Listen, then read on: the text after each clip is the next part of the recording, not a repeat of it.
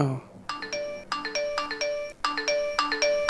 Y'all have been asking. I took the weekend to read everything. New headlines keep rolling in. Let's talk about it. The bidding war for Warner Bros. Discovery has a winner, or at least it has one for now. We'll talk about that later. As of December 5th, Netflix is buying Warner Bros., including its film and distribution studios, as well as HBO Max and HBO. They will not be taking their cable channels and instead will spin off the remaining assets as Discovery Global by Q3 2026. WBD shareholders will receive a combination of cash and stock, with the transaction implying a total equity value of approximately $72 billion and an enterprise value of $82.7 billion. The whole thing is expected to close in 12 to 18 months. So, what does this mean for creatives and what does this mean for consumers? If you are someone who likes to watch movies at home, you're about to be in heaven. Netflix has been abundantly clear about the fact that they will be adding WB's portfolio to their own and intend to offer existing films and franchises via streaming, which, to be clear, is a portfolio that includes Friends, Euphoria, Mad Max, The Matrix, Sex and the City, Harry Potter, and many, many,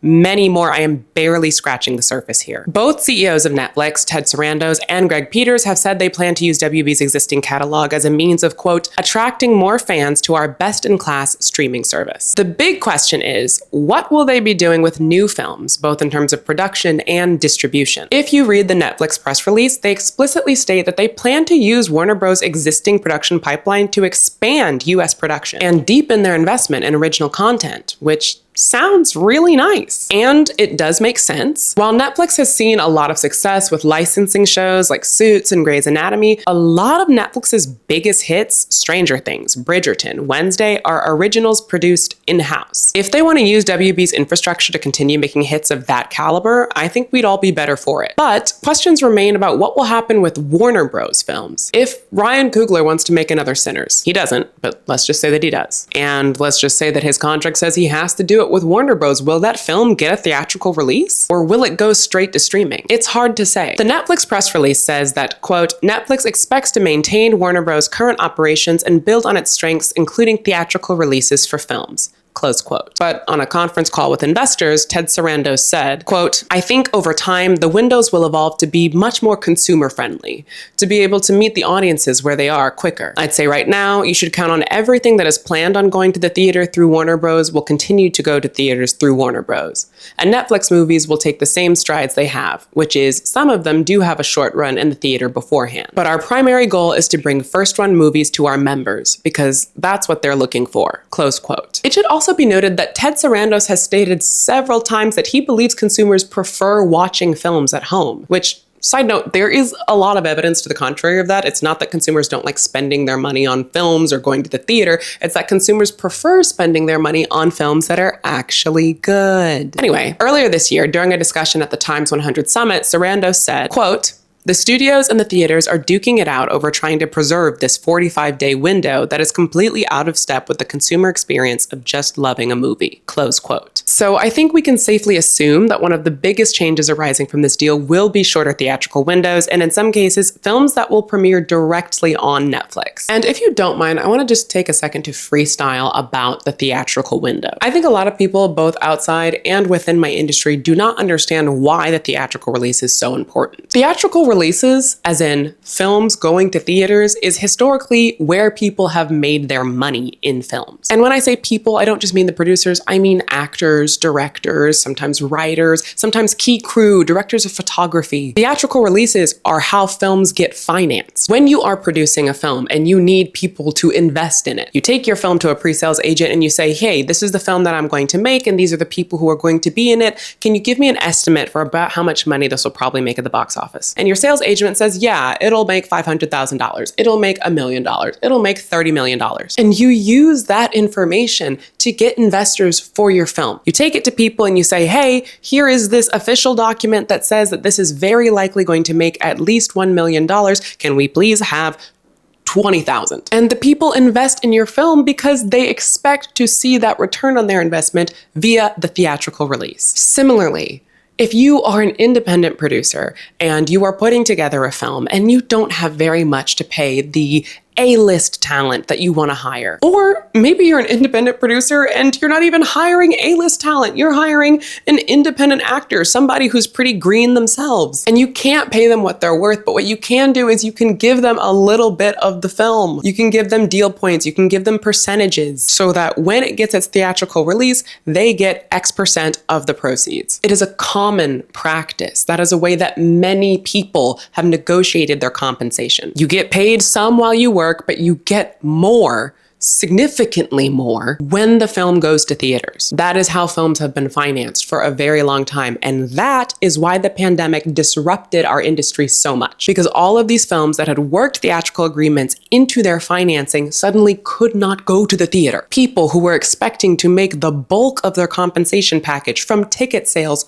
could not sell tickets. This is why ScarJo sued Disney over releasing Black Widow straight to streaming. I just really want to drive home here that this is a foundational way that Hollywood has worked, both capital H Hollywood and independent producers. It is such an incredibly important vehicle for keeping this industry profitable, and it is one of the reasons why straight to streaming and 2-week release windows are a travesty. Now that I've got that off my chest, the best case scenario for creatives in this transaction is that Netflix uses Warner Bros. As a means of getting into the theatrical release market without having to sully the Netflix brand. Netflix has been dabbling with theatrical releases recently, but they've been hesitant to go too hard in because their brand is streaming. Netflix could use Warner Bros. As a new silo for their prestige content, and it could become an avenue exclusively for the content that they determine deserves a theatrical release.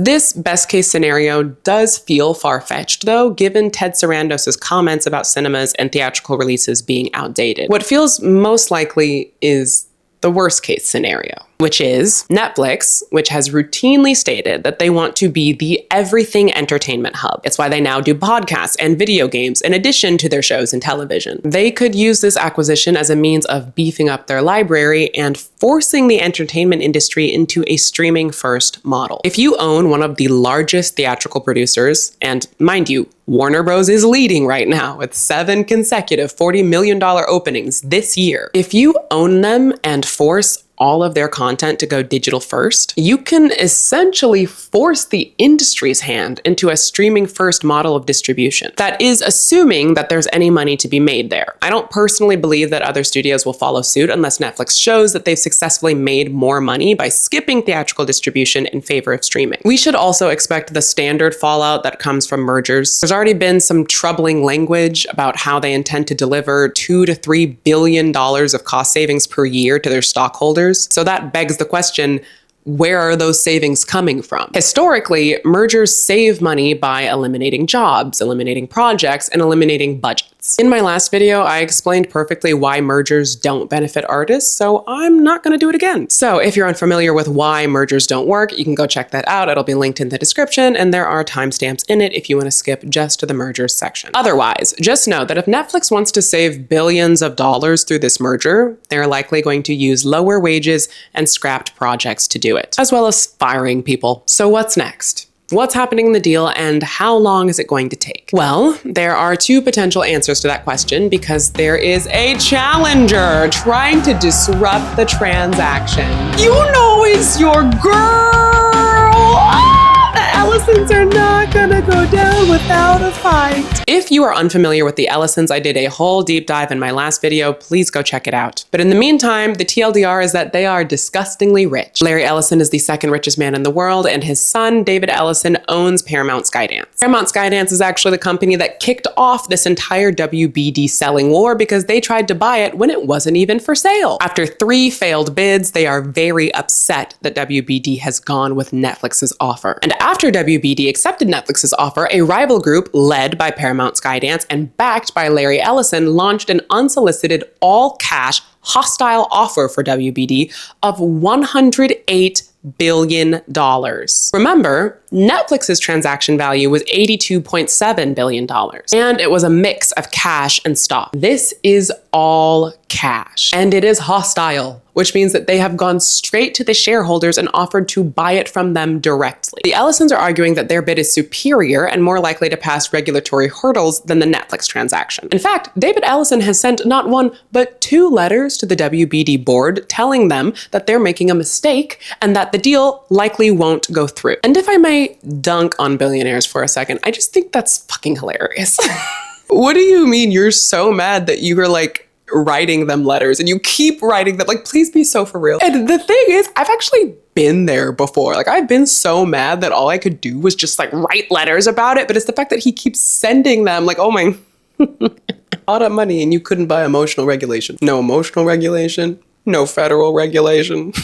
Okay, that's enough. I'll be here all week. I would like to point out that David Ellison's confidence that they could successfully close their transaction and Netflix cannot does strike me as a yellow flag given the Ellisons' close personal ties to Donald Trump. This level of confidence to me suggests a certainty that they will not be subject to any sort of regulatory oversight, which, okay, we know that you guys are in bed together, but like, could you at least stop trying to be so obvious about it? Like, do you remember when villains at least pretended to not be in cahoots? Hey, Amani in the editing bay here. An article just came out today that Paramount's offer was partially funded by the Kingdom of Saudi Arabia and also Affinity Partners, which is Jared Kushner's investment firm. Jared Kushner, as in Donald Trump's son-in-law. So yeah, they're literally all in cahoots and not even pretending anymore, which makes the next thing I'm about to say even more concerning. Most troublingly, David Ellison's brazen confidence that Netflix will not be able to close the deal due to regulatory issues, even though Paramount Skydance itself is a regulatory nightmare, makes me wonder if the Ellisons believe themselves to have influence over regulators. And if they do, could they potentially harm Netflix's bid for approval? Could they strong-arm this deal in their favor? I have no idea. It is literally all speculation, but it does make me wonder. Either way, WBD has acknowledged the hostile offer and said it would evaluate it per fiduciary duty, but has so far not changed its board recommendation for the Netflix deal. So, what should we expect? In the immediate, WBD's board will evaluate the hostile offer and advise shareholders. They've indicated that they plan to stick with Netflix, but things could change. The decision is supposed to take 10 days or less, and who knows, maybe in the meantime, David will write more letters. To be clear, there is no good buyer between these two offers. There is no lesser of two evils. The Ellisons are disgustingly wealthy, disgustingly politically enmeshed individuals, and them owning WBD would be a gross and disturbing consolidation of power. Netflix is an industry disruptor who has spent the past 15 years hollowing out the old Hollywood system, from contributing to the downfall of Blockbuster to popularizing the streaming model and therefore destroying the residuals payment system and effectively robbing thousands of entertainers. It really is pick your favorite shit pot, regardless of who wins out.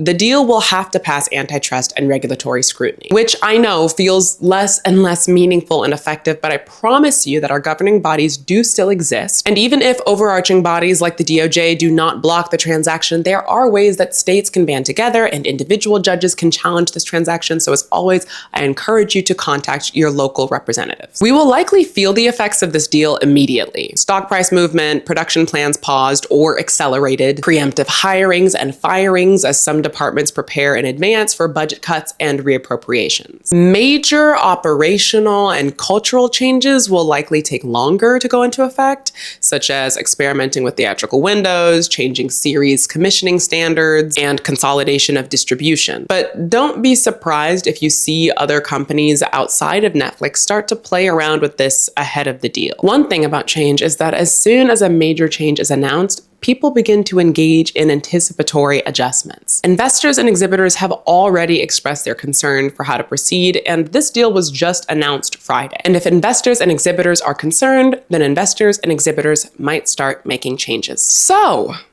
should we be scared? As my niece would say, yesn't? I think we should be concerned, but not helpless. If you are an independent filmmaker, I think you have much less to worry about than established mid-sized filmmakers. Hollywood has been alienating independent filmmakers for a while, so this feels like yet another loss of a potential avenue, but I wouldn't call it unprecedented. More established filmmakers, though, people who have already experienced a theatrical release, those are the ones I'm concerned for. If Ted Sarandos has his way, this could destroy theatrical windows for one of our biggest film producers, and that is scary. But to be completely fair, filmmaking, as both a creatively fulfilling and lucrative career, has been crumbling for years now, with studios severely diminishing the artist's intent and impact of their stories, all while ballooning budgets to a point of inflation where it's nearly impossible for them to be lucrative at the box office. This has been happening. That's why M. Night Shyamalan has been self-financing his films for the past 10 years. Let me be clear, this is a bad thing. Consolidation puts market power in fewer hands, and this transaction in particular will very likely harm theatrical windows, reduce mid-budget film opportunities, concentrate negotiating leverage over talent and smaller producers, and speed up algorithm-driven commissioning. Trends that have already been chipping away at traditional filmmaking. But here's the thing. Those trends were already chipping away at traditional filmmaking. So while this transaction is scary, it's not new. It is an acceleration of something that was already in place. And it might be the wake-up call that some creators need to leave their dreams of the old Hollywood system behind. Nothing is done until it's done. And this deal is far from done. There has already been immense industry pushback and regulatory scrutiny. So maybe it won't go through and we'll all be fine. But also, maybe it will go through. And even though it will hurt in the immediate, I think we'll also find ways to still be fine. The fact is, the past 5 years have been a non-stop display of why storytellers need to pivot. And despite the hopelessness that many of us may feel, there have never been more options available to independent creators than there are right now when it comes to everything from financing to distribution independently. Need I remind you that YouTube, the very application you're watching this video on right now, is the leading distributor of television right now. And do not get me started on the slew of creator-driven initiatives that Tubi has dropped this year. To be very clear, I don't want this transaction to go through. I think it is ultimately a bad thing, and I think these companies should remain separate, and nobody should purchase Warner Brothers nor Discovery. That said, whether this deal closes or not, we should take the very fact that it's on the table as the death knell that it is. Our industry, its old ways, are dead. Let us mourn capital H Hollywood for all that it was. But let us also use this time as an opportunity to usher in a new era of storytelling. Between all the threats of AI replacing human storytellers and productions moving overseas for cheaper production costs, and now Netflix threatening to all but destroy the theatrical window, it's clear that artists just need to start doing it for themselves again. It's time for another renaissance. Because at the end of the day, these companies are going to do what they always do: consolidate, compete, acquire, downsize, pivot, rebrand, rinse, repeat. They will chase margins. They will chase Wall Street. They will chase scale, but they will never chase art. And that's where our superpower comes in. We keep saying that we are so desperate for art. Well, fucking make it without the money, without the green light. This is not the first time artists have been pushed out of institutions, and every time the art itself has outlived the institution. I know you want to make money from this, and I'm not saying you should give up that dream. I'm saying maybe you should give up your very specific Hollywood dream. And I know you've been holding on to that specific Hollywood dream for so long, but do you think you're the first person to have their very specific entertainment dream destroyed? Hello? Do you know what the primary form of entertainment was before film and television? Radio! Can you imagine how radio actors felt with the advent of television? I'm not saying this to discourage or diminish your feelings. I'm saying this to let you know that our industry has never, ever been a stable one. And the ones who have found lasting success are the ones who have pivoted. There has always been a new technology or new innovation or new scary merger. And while this one is very big and very scary, it also fits a much larger trend of entertainment ebbing and flowing. If Netflix buys WBD, if the Ellisons swoop in, if theatrical windows shrink, if mid-budget films get squeezed even tighter, it will hurt, but it will also force the next generation of filmmakers to innovate the way every generation has had to when the ground shifts underneath them. So let this be both a warning and an invitation. Hollywood, as we know it, is dying. Storytelling is not. The industry is entering a new era. You can be dragged along, or you can help pioneer it. But either way, it is changing. I'll see you over there.